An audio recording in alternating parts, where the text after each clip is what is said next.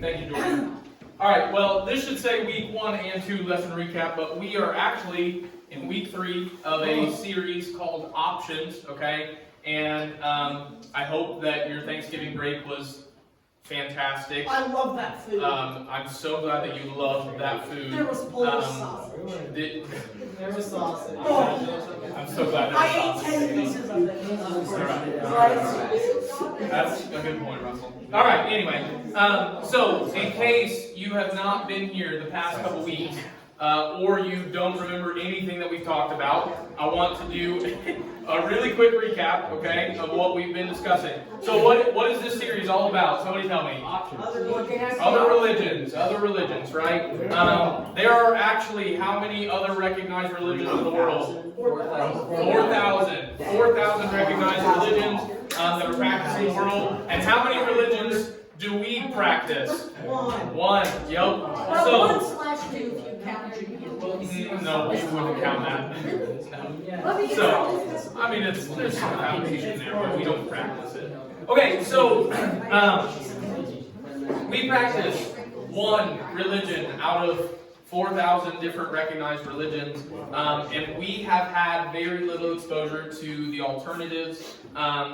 So it's kind of difficult to know whether our faith can be trusted or not. So 2 weeks ago, we spent time discussing 4 principles that can help us to confidently know that Christianity is true, even if we haven't looked at all the alternatives. There are many reasons as to why Christianity can be trusted, even though we have not exhaustively looked at all the other options, okay? We can confidently put our faith in the teachings of Jesus because there's plenty of evidence that affirms it's true, even if we haven't proved that every other religion is not true, okay? Last week, we addressed another question. Shouldn't we know about other religions, what they believe and why they believe it? I desperately want this group, okay, to firmly believe in the truth while still being good, caring people who can lovingly interact with those who are different from us, okay? And that is the case because of some really hard questions that Jesus actually asks us in Matthew 5:46-47. Will somebody read this for me? Go for it. If you love those who love you, what reward will you get? Are not even the tax collectors doing that? And if you greet only your own people, what are you doing more than others? Okay, so if we proclaim to be followers of Christ, Jesus actively challenges us to go out, not even just passively stay home and hope for an opportunity, but Jesus challenges us to go out and love those who don't necessarily love us, who don't think like we do, or act like we do, or believe like we do, right? What are we doing more than others if we only love those who are comfortable to love? Okay? So, last week, we discussed Hinduism in an effort to better love those we may encounter during the course of our life. So, it is important to understand that we just scratched the surface of Hinduism last week, right? So please know that none of us that were here last week are now experts on Hinduism, but I do hope that we all left with a greater appreciation of the world at large and the people who occupy it, okay? So, seeing as how Hinduism is, what's it rank in the world's largest religions? I just gave you the answer. Third, yes. Hinduism is the 3rd largest religion in the world, so it's important that we're able to empathize with those who practice it and present the truth to them in a relevant manner if the opportunity arises, okay? So this week, we're going to do the same thing for the same purpose, but we're going to talk about Islam, okay? We're going to take a look at Islam. Outside of Christianity, Islam is the largest religion in the world, okay? With 1.9 billion people who practice it or profess it in some way, shape, or form. Because Islam is the 2nd largest religion in the world and shares some similarities to Christianity, many Christians think they know what Muslims believe, okay? However, within the Christian tradition, there are a lot of stereotypes and misconceptions about Islam that hurt our chances of developing relationships with them and loving them well, okay? Islam's influence and reach is growing larger by the day, so the chances that we will have the opportunity to interact with Muslims at some point in the near future is very high. I actually just had lunch with a friend of mine from Muncie the other day, and I don't know if you guys know this, but there is an Islamic outreach center in Muncie, okay? And this guy that I was having lunch with, he's actually a youth minister in Muncie, and he just approached the Islamic center in Muncie and said, "Hey, I'm interested in befriending some of the Afghan refugees that have been making their way into Muncie during this time, because in case you guys didn't know, there are a lot of different Afghan refugees that are currently making their way into the United States, and they're placing them all over the country. So a lot of them are being placed in Muncie." And so anyway, he got the opportunity to just sit down and talk with an Afghan refugee that he is currently in the process of befriending, and him and his family are all practicing Muslims, okay? So like, you know, Muncie's 20 miles from us, kind of like, none of this is across the other side of the world or anything like that, okay? So we want you to feel equipped to love Muslims, free from some of the unfortunate stereotypes and misconceptions that exist, okay? So to prove my point, I want you to be as honest as possible, okay? And I want you to tell me what some of your immediate thoughts are, or some of the immediate associations you make when you hear the term Islam or Muslim, okay? Danny? ISIS. ISIS, okay? Yep. I think it's a very strict religion. They aren't allowed a lot of things. Okay, alright. The little lace hats. The little lace hats? Yeah. Okay. No, it's not a turban. No. The little. No, it's like a lace hat. Oh, is it that thing? Yeah. No, No, not a yarmulke. No? Okay. Yeah. Anyway, what other things, when you think about Islam or Muslims, what immediately comes to mind? The girls, like, they cover their hair. Yes. Girls still do that. But they wear, it's called a hijab. Yes. Yes. I literally told her. Lee? On a specific day, I believe there was a video that we watched during history class of they sacrifice a bunch of like lambs and stuff like that, and then once they do, they send it out to like homeless places. Okay. They have to pray like twice a day towards a certain city. Okay. Mecca. They pray toward Mecca. Okay. Yeah, and they also Yes. make a great journey to it every once in like. Once It's a a- yeah. Yes. At least at the beginning. We'll talk about Not that. Islam. I still like to go to Mecca. Yeah. Yes, Amy. Those hats. Oh, That's Okay. those are funny hats. Danny, what? Like where they have to like jihad. Yeah, we'll Where they talk have about to, that. where they have to stab you for Vietnamese stabbing. Okay, well, I'm keeping it Christian. alright. That's not exactly true, but anyway, Joey. I think about how, like, the way they write looks, like, to me it looks interesting. Okay. Yes, they if you're a good Muslim, then you know some Arabic to a certain degree or another. Danny. They believe in the same God as us. Yeah, that's true to an extent. Danny. Adam and Eve. Huh? Adam and Eve. What about Adam and Eve? They believe in them. Okay. And they kind of believe in getting the sea. Okay. We'll talk more about that now. Miles. They look down upon Christianity. They don't think we're wrong. They think we don't have it exactly right. They don't think Jesus was the Messiah. They think he's a prophet. Okay. All right. All of these things are relatively true, and I definitely appreciate your thoughts. So, please know, we'll keep moving.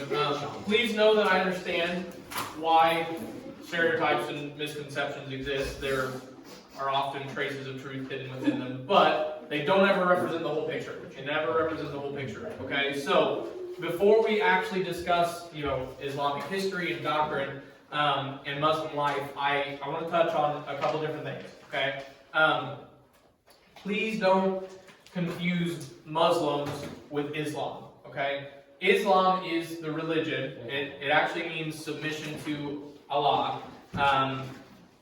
And Muslims are people who hold to it with varying degrees of commitment. Okay? So Islam is a religion, Muslims are those who practice it to some degree or another, right? I want all of us to understand that Islam is a set of teachings, but it's also a force that shapes the Muslim community, okay? So saying something about the religious teachings can, if you guys ever get the chance to sit down and talk with someone who practices Islam, you might touch on feelings of honor and shame, community and belonging, family and personal relationships with personal feelings tied up in that about identity and worth, okay? So as we talk through some of these things in our small groups tonight, please be sensitive to that, okay?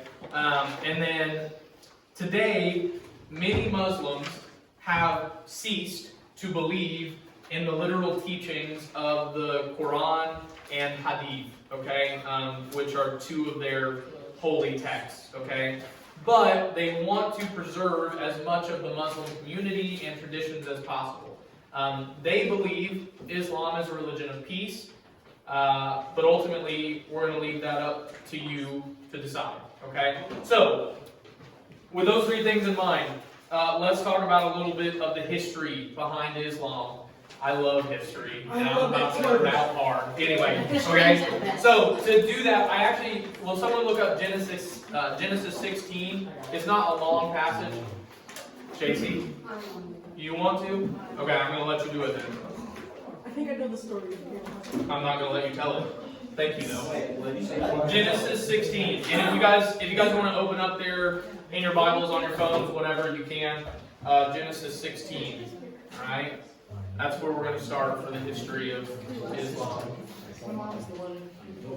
What is it? Genesis 16. You good to go? Yeah. Alright, read it for us. Now Sarai, Abram's wife, had borne him no children, but she had an Egyptian slave named Hagar. So she said to Abram, Keep going. You're good. "The Lord has kept me from having children, so sleep with my slave. Perhaps I can build a family through her." Abram agreed to what Sarai had said. So after Abram had been living in Canaan for 10 years, Sarai his wife took her Egyptian slave Hagar and gave her to her husband to be his wife. He slept with Hagar and she conceived. When she knew she was pregnant, she began to despise her mistress. Then Sarai said to Abram, "You are responsible for the wrong I am suffering. I put my slave in your arms, and now that she knows she is pregnant, she despises me. May the Lord judge between you and me." "Your slave is in your hands," Abram said. "Do with her whatever you think best." Then Sarai mistreated Hagar, so she fled from her. The angel of the Lord found Hagar near a spring in the desert. It was the spring that is beside the brook Shur. And he said, "Hagar, slave of Sarai, where have you come from, and where are you going?" "I am running away from my mistress Sarai," she answered. When the angel of the Lord told her, "Go back to your mistress and say to her," the angel added, "I will increase your descendants so much so that they will be too numerous to count." The angel of the Lord also said to her, "You are now pregnant, and you will give birth to a son. You shall name him Ishmael, and for the Lord has heard of your misery." Okay. You can you can stop there. That's good, JC. Wait, Yes, Dave. isn't it where we follow the sun? Hold on. Don't keep that thought in your head. I know what Okay. he's thinking about. All right. So put your hand down. It's about what the angels Okay. Listen. So, how many of you have ever heard of Islam being referred to as an Abrahamic religion?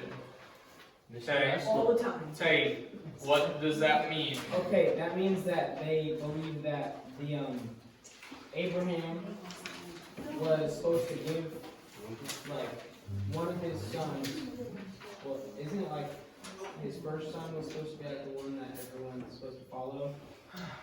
How many sons did Abraham end up having? Isn't it technically 3? No. Two. 2. Okay.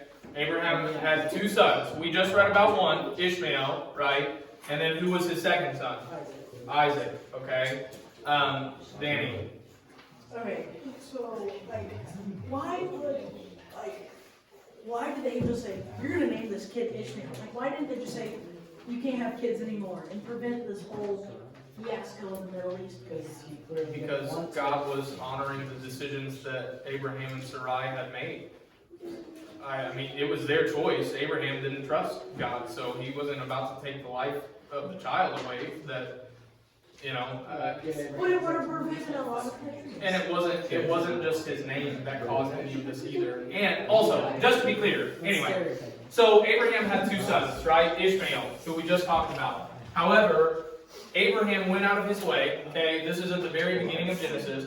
Abraham went out of his way to. Basically, God promised him a child, and Abraham and Sarah were old, and they were both convinced that they weren't going to have kids. And so Hagar was a servant that lived with them, traveled with them, and Sarai essentially consented to Abraham having a child with Hagar. Okay, and that child, his name was Ishmael. But God said, "Well, Abraham, you didn't trust me. This isn't the promised child. I said that you and Sarah, your wife, were going to have a child that would continue your lineage." So Abraham ended up having Ishmael and Isaac, and legend has it. Okay, again, there's almost no historical verification here, but when we refer to Islam as an Abrahamic religion, many people trace Muhammad's lineage. Muhammad is essentially Islam's equivalent of Jesus. That's not exactly true or right, but we'll talk more about that. So Muhammad is a central figure in Islamic doctrine, and you can trace his lineage, allegedly, back to Ishmael, one of Abraham's 2 sons.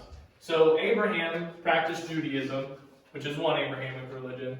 Eventually, Jesus came on the scene, and he was one of Isaac's descendants. We know that. We can trace his lineage all the way back to Isaac. And Jesus began Christianity, right? And then Muhammad claimed to be a descendant of Ishmael. So, again, where we get those 3 Abrahamic religions, Abraham practiced Judaism, Ishmael did not start Islam by any means. He just is maybe a descendant of Muhammad, who is a central figure within Islamic doctrine, and Jesus began Christianity, right? But outside of that, all 3 of them have a lot of similarities and believe in some of the same texts, okay? And we'll talk more about that. So, many of the rituals and customs and holy places of Islam were actually in existence long before Muhammad came on the scene, okay? So these pagan rites and places existed in Arabia, the Middle East, and Muhammad filled them with new religious meaning, okay? So this is one of the reasons that Islam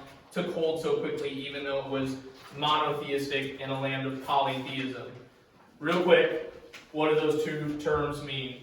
Let's start with polytheism. Cam? Polytheism is like when you worship multiple gods. Many gods. You not only you don't only worship, but you believe that there is a plethora, a host of gods. And what is monotheism? Joey. You believe in one God. You believe in one God. Yep. You believe in a singular deity that typically has a lot of power over your life. Okay. So, who was Muhammad, and why is he such an important part of our conversation? Muhammad is largely considered to be God's final prophet, or almost kind of like the real Messiah by Muslims, okay? He was a real historical figure, okay? Born in Arabia, approximately 540 years after Jesus' ministry, death, and resurrection, okay? He was born to a tribe in the city of Mecca, and this tribe that he was born into, they actually kind of helped organize the worship of many different gods. Okay? In fact, Muhammad's grandfather, who raised him, he was a priest of sorts, okay, and tended to a couple of different holy sites within the city for worshipers in the region. Okay, so Muhammad's initial exposure to religion was all polytheistic. Okay, however, he eventually became a caravan trader for his uncle, and his uncle's name was Abu Talib. Okay, and so Muhammad ended up traveling to different parts of the world, and many of the trade routes that he took allowed him to travel to places such as like Egypt and Jerusalem and Syria and Persia.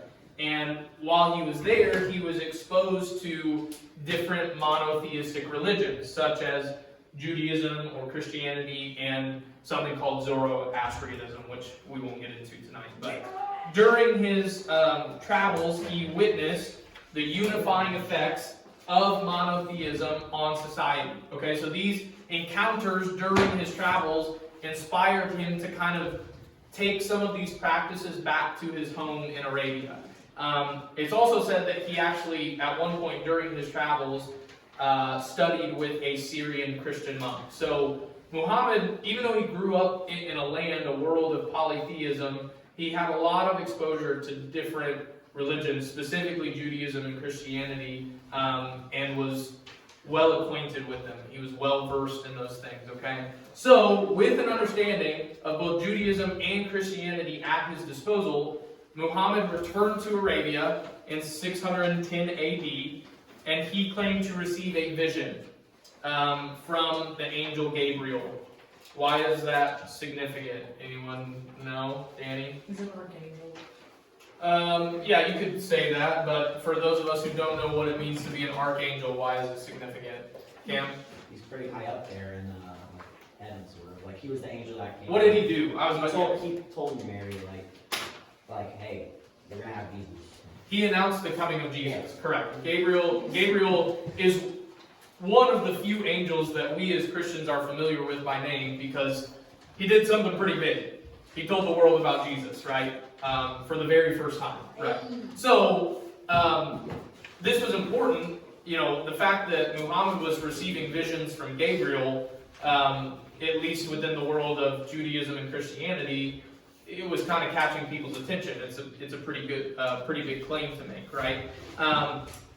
So, in this vision, Gabriel allegedly informed Muhammad that the Old and New Testaments had incorrectly singled out Jesus as the final prophet of God's kingdom, and that he actually was the chosen one that was going to usher in God's kingdom to the world. All right. So over the next 20 years, just 20 years, Muhammad gathered a small following who believed these claims and returned to his hometown in Mecca. So he went back to Mecca, and he had basically some groupies with him, right? But he was persecuted and had to flee because Mecca was still a polytheistic city. And so when Muhammad came back and he said, well, I really think that monotheism is actually the ticket here, and we need to do away with some of these other gods, and also I'm a prophet, everybody in the city was kind of like,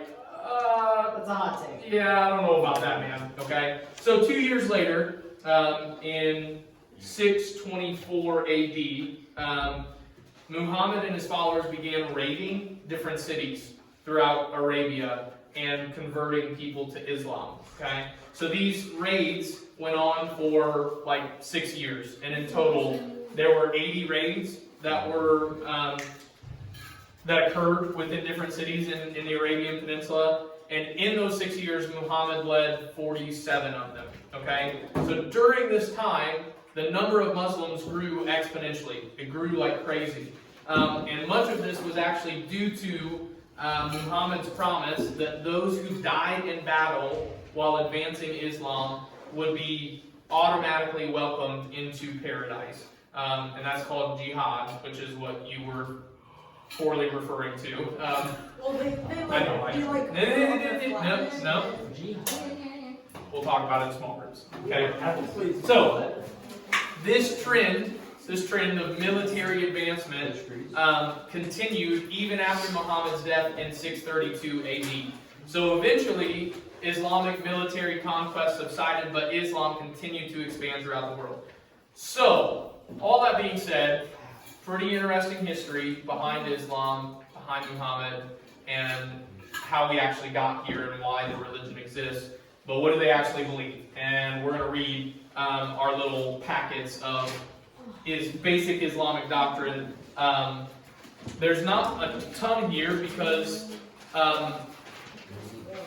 we're a little more familiar with some of this Islamic doctrine than maybe some of the Hinduism we talked about last week, simply because some of the tenets are actually taken from Christianity. So let's just maybe start here, and you don't have to read if you want to, but if you would read, just take a line, single line. You know, they're all numbered.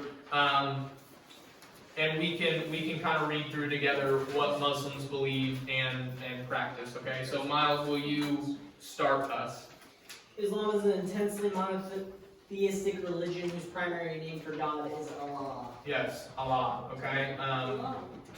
Allah, it is the Arabic term for the God. Okay. So that's why they refer to him as such. Okay. Danny, you want to read? The monotheism of Islam is so extreme that the unpardonable sin is shrink, associating Allah with anything created. Okay, pause. So the one big sin, the unpardonable, like if you sin and you don't want to be forgiven, then it means that you associate Allah with any created thing. Okay, so it's pretty interesting take. But anyway, Is this? It's like that an unpardonable sin. you could argue that. So anyway, will you keep reading that number 2, Sandy? The only true way to define Allah is by eliminating all things that Allah is not. Okay. What? We're just going in a circle. We're just weaving back and forth. So, Baylor, will you read number 3? Yes. Islam combines elements from the Old Testament and Christianity and accepts Noah, Abraham, Moses, David, Jesus, John, and other prophets of Allah. It claims, however, that Muhammad is the last and greatest of the prophets, and that Islam is the true continuation of the Old Testament faith.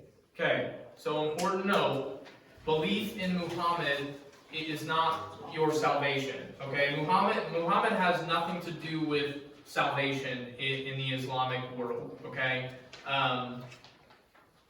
He is the final prophet, and he is a key figure, and the reason that Islam even exists, but he is not a Messiah or a Savior, okay? Number 4. Hey, you want it? Yeah. The Quran, Islam's authoritative scripture, is the Recitation. Recitations of Muhammad's visions he received from Gabriel during the course of his life. You can go ahead and read that part too. Parts are written by Muhammad himself, and the rest, based on his oral teaching, was written by memory by his disciples after Muhammad's death. Okay, so the Quran, which is the equivalent of our Bible, right? They are simply, it's a collection of sayings from Muhammad that were written down. Some by him, others by his disciples after his passing. Okay, Tate, if you want to read. Over time, a number of additional sayings of Muhammad and his early disciples were compiled. These comprise the Hadith tradition. Hadith. So Hadith means tradition. Okay. So anyway. The sayings of which are called Sunnah. And Sunnah means customs. Okay. Anyway, sorry. The Hadith supplements the Quran or fills in the gaps. Okay. So alongside the Quran, there's the Hadith, and those are. How many of you guys have ever read through the book of Proverbs in the Bible?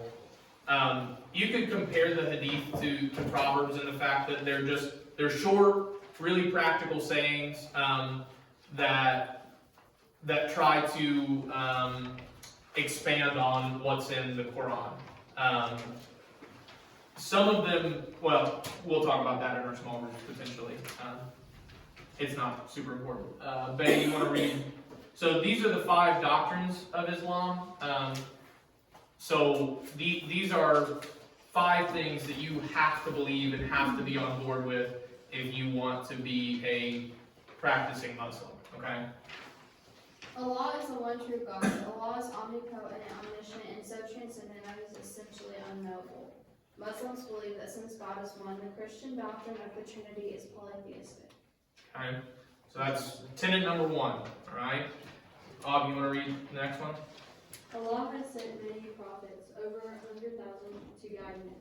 With Islamic tradition, Jesus said to be a sinless prophet, but Muhammad is the last and greatest of the prophets. So, yeah, most Muslims would confidently tell you that Jesus was indeed sinless and that he was a prophet, but not anything more than that. So, I don't know exactly how you justify that, but it's interesting to me that, they recognize Jesus as a historical figure and believe that he was a prophet and that he lived a sinless life. So, but Muhammad came after him and is therefore the final prophet and the greatest prophet. Okay? It's analogy time. So let's save it for small groups. No. Okay? Okay, Joey, you want to read number 3 here? Flip to the next page. Just number 3. Yes. Okay. Of the 4 inspired books that Islam recognizes as being important, the Quran is most important. The other 3 are the Torah written by Moses, the Zabur, or the Psalms of David, and the Injil, or the Gospels of Jesus. Because Islam recognizes these 3, Jews and Christians are regarded as people of a book. Nevertheless, Muslims believe that the earlier revelations are in corrupted form and the Quran supersedes them. The Quran is held to be as eternal as Allah. It was simply dictated to Muhammad by Gabriel over the course of 22 years. Okay, so even though we know we have a beginning date for the Quran and everything that is written in it, Muslims believe that the Quran itself is eternal, that it has also existed eternally alongside Allah. I'll leave it at that. Okay? Anyway, you do not have to. I'll take it. Okay. There are many intermediary beings or angels. There are also fallen angels, Jinn or demons. A ruler of the Jinn is known as Iblis or Shaitan or Satan. Okay, so Muslims also believe in the spiritual realm, right? They believe in angels, demons, Satan, the works, okay? Kate, do you want to read number 5 there? Sure. There will be a day of judgment, a resurrection, and a heaven and hell. Each man's deeds will be weighed on a pair of balances to determine his or her destiny. Heaven is a place of sensuous light, delight, and gratification. Okay. That's an interesting point because Christians don't believe in Correct. Yep. Okay, so that's doctrinally the 5 big things that if you're going to practice Islam, those are the 5 things you need to believe. Which I know that's condensed down into 5 points. There's a lot there though, So anyway, the next part, the 5 pillars of Islam, those are like important practices. Okay, so things that you might do on a daily or monthly or even yearly basis. Okay. Trev, do you want to take number 1 under the 5 pillars of Islam? Okay. Garrett, you want it? Sure. Okay. Recitation. Recitation of Islam's creed, the Shahada. Shahada. There is no God but Allah, and Muhammad is his prophet. This creed must be said aloud, publicly, and with conviction in order for one to be a believer. It is repeated several times a day. Okay. So that's the creed, right? I don't know if you guys have ever been here on a Sunday morning. Christianity doesn't necessarily have a creed, right? But like our church, oftentimes when somebody's about to be baptized or join the church, we have a statement of faith or a confession of faith. It's like kind the of thing. Pledge of Allegiance. To the flag? Kind of. So anyway, so One nation. this is, but just to clarify, there's no requirement that you say the confession of faith in order to be a Christian. Okay. So number 2, Like you don't have to be exactly that. Yeah, exactly. Anyway. The practice of prayer, salat, 5 times a day. Waking up at noon, mid-afternoon, after sunset, and before going to bed. The worshiper must recite the prescribed prayers, the first chapter and other selections from the Quran, in Arabic while facing the Kaaba, holy place in Mecca. The Hadith, book of tradition, has turned these prayers into a mechanical procedure of standing, kneeling, hands and face on the ground, and so forth. Okay. Number 3. The practice of almsgiving, zakat. This was once a voluntary practice, but has become a tax usually based on 1/40th of one's income in the house. Okay. Nolan, you want to take number 4? The month of fasting, Ramadan. During this month, which occurs at different times of the year since Muslims use a lunar calendar, Muslims are not allowed to eat or drink anything during the daylight hours. Many of them rise before dawn to eat breakfast, and as soon as it gets dark, they eat another meal. Okay. And then They use the lunar calendar. Lee, you want to get number 5? The Christian pilgrimage to Mecca, Hajj. Hajj. Muslims are required to make this You got it. at least once in their lifetime, if at all possible. This trip, which ensures they attain salvation, is usually expensive and dangerous to the health. If one is not strong, sorry. One is not strong. A long, complex set of ceremonies must be performed, many of which are the center of the Kaaba shrine. Okay. Yeah.